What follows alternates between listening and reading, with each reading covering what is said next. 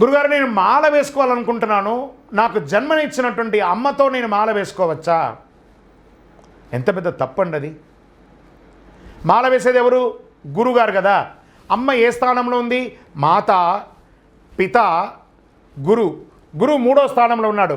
మొదటి స్థానంలో దైవంగా ఉన్న అమ్మను తీసుకొచ్చి గురువుగా 3వ స్థానంలో దింపడమే తప్పు. ఇక్కడ ఏం చెప్తున్నారు?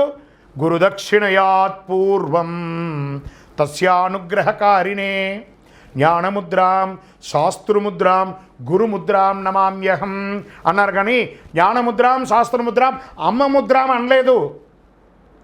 సాక్షాత్తు మనమందరం పూజించే అయ్యప్పనే గురువాసంలో వెళ్ళి చదివి విద్య నేర్చుకున్నారు.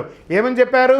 గురువాసములో చదివింప గురుపుత్రుని దీవింప మాటలు రాణి బాలునకు మాటలు వచ్చెను మహిమలతో. సాక్షాత్ మన అయ్యప్ప స్వామియే గురువుకి నమస్కారం చేసేటప్పుడు మనం ఎందుకంటే గురువుని చేయాలి?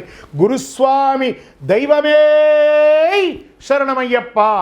అమ్మ దగ్గర కాదు, గురుస్వామి దగ్గరే మాల వేసుకోవాలి, గురుస్వామి దగ్గరే మాల విరమణ చేసుకోవాలి, గురుస్వామి దగ్గర ఇరుముడి కట్టుకోవాలి. నేను గుడికి తీసుకుపోయి మా అమ్మ చేతులతో మాల వేసుకుంటాను. పిచ్చి పనులు చేయకండి, అయ్యప్ప తిడతాడు. స్వామియే గురువిన్ గురు. శరణమయ్యప్ప.